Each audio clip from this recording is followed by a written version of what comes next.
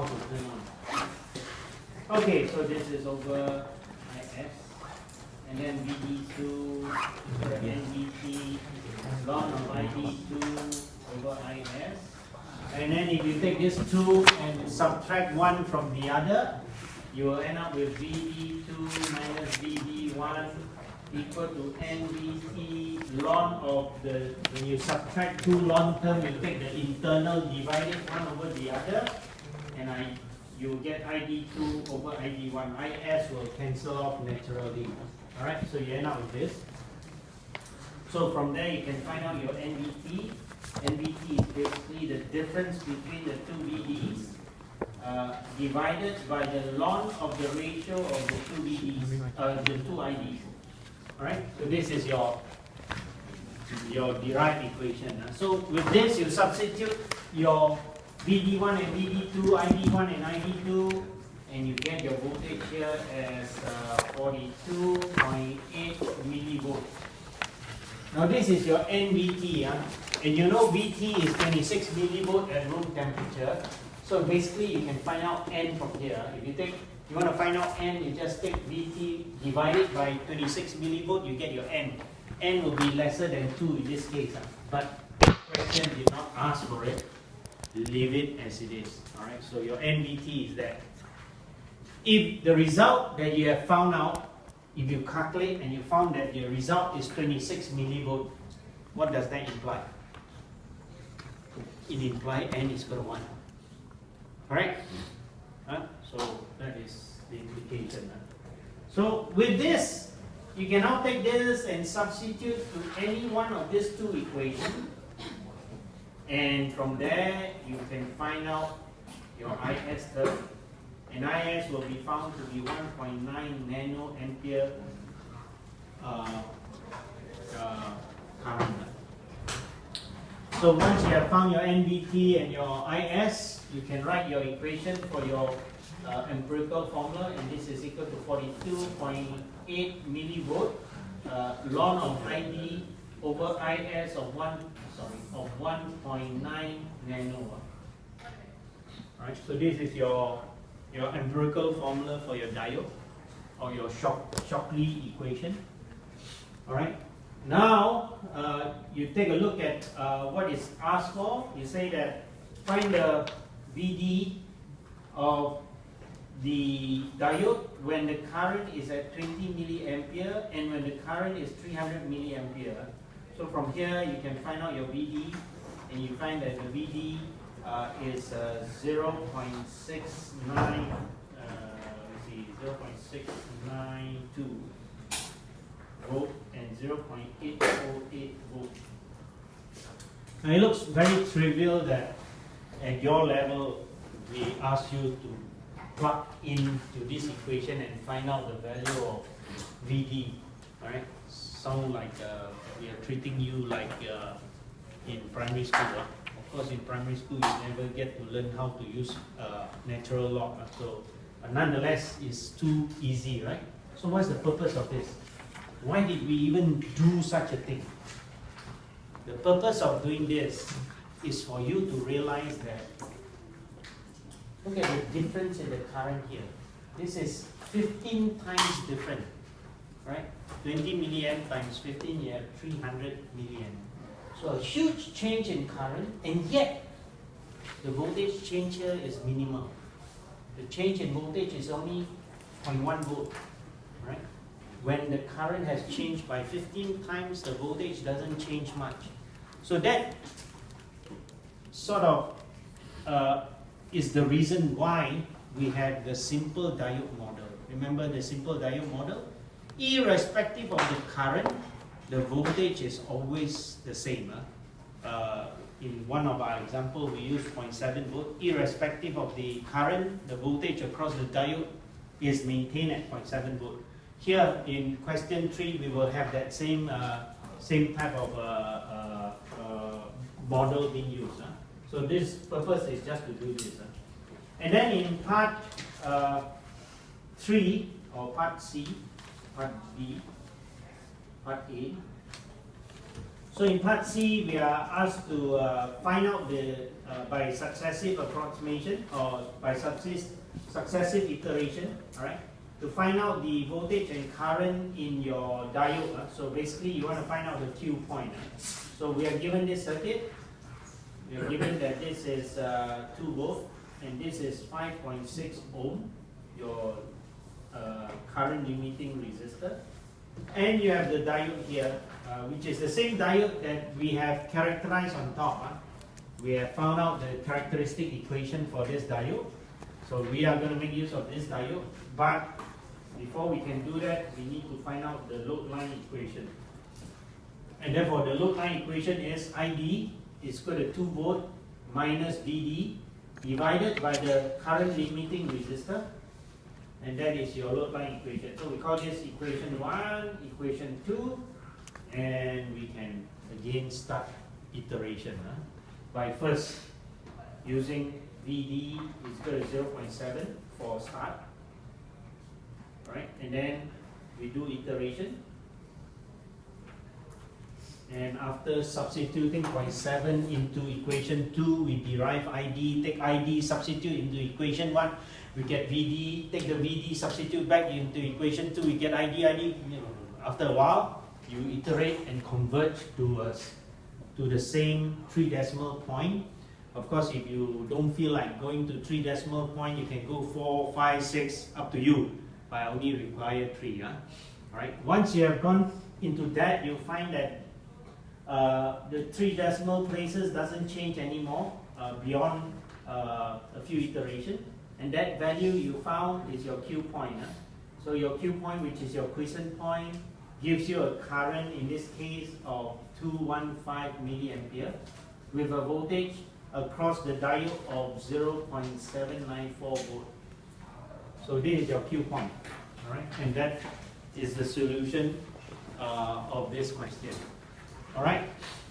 So if there is an AC source that comes with the 2 volt, then you need to proceed on. In order to proceed on from there, you need to find out your small, your diode resistance. To find that diode resistance, you already have NDT, you already have ID, therefore you can find your RD.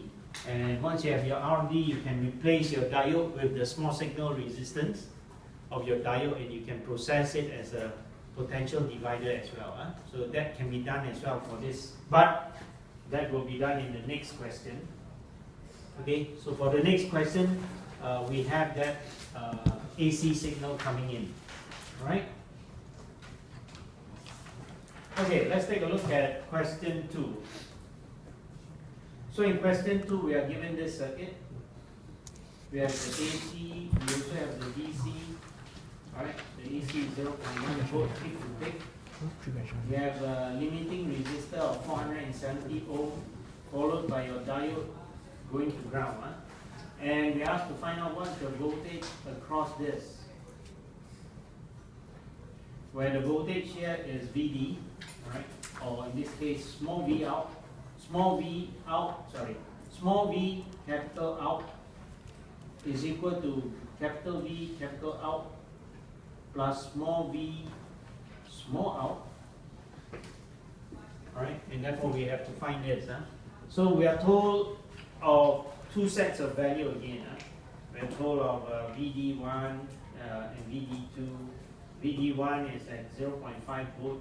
Alright, VT2 is at 0.7 volt at the respective current of ID1 250 microampere and ID2 which is 10 milliampere. Okay, and therefore based on what we have done in question 1, we know that NVT coming from your empirical formula for your diode, Schottky diode equation is given by the difference in your VD divided by the ln of the ratio of your VDs, of your IDs. Right? The bigger one on top, the smaller one below, and the difference is a positive value. And therefore, if you go and calculate this out, substitute the values from the two sets of values given, you find that the voltage NVT is 54.2 millivolt.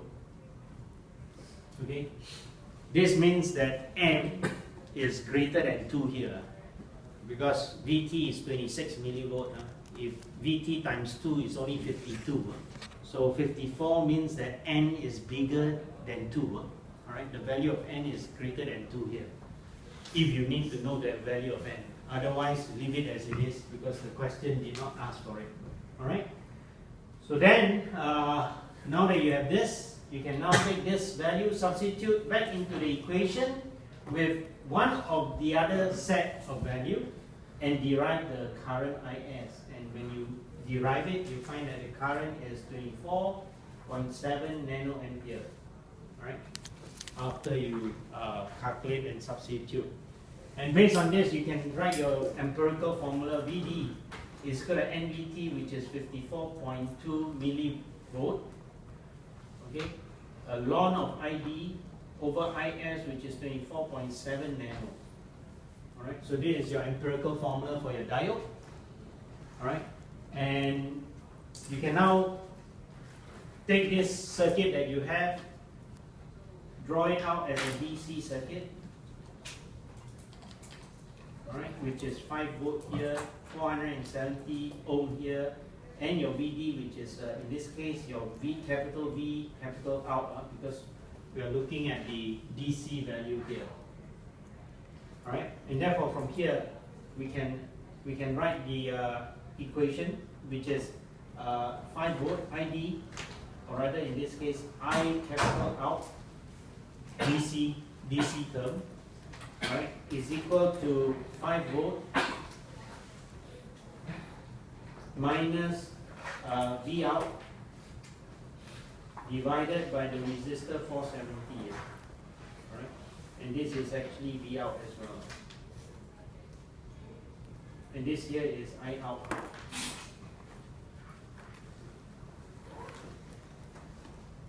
Okay? So based on this, again you can do iteration. This is equation 1, equation 2, starting with V out of 0.7 volt. Alright? You can now do the iteration and then substitute V out of 0.7 into equation 2, you get your I out, take I out, plug it into equation 1, you get your V out, and after several rounds, again you get your Q point, and your Q point is given by I out over V out, alright, or I out and V out, okay, and that value is given to be 9.16 milliampere, with the voltage across the diode as 7. Let me see, what was the value? No, 6.95. Alright, so this is your I out and V out term. And therefore you can now use this to find your resistance R small out.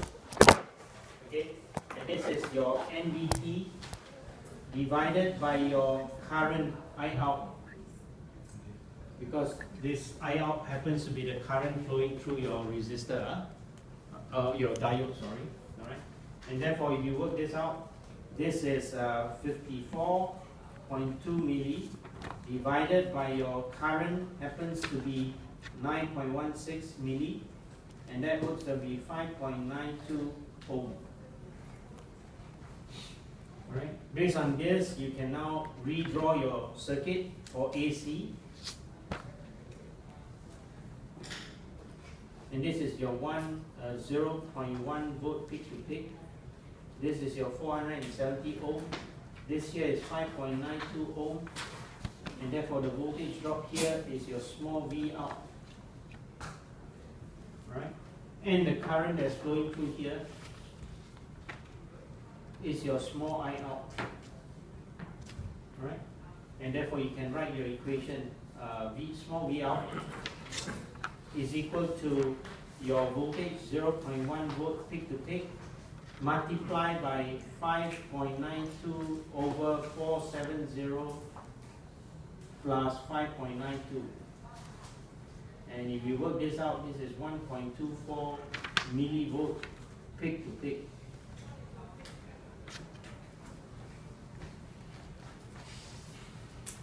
Alright? And we could also find out what is your I out.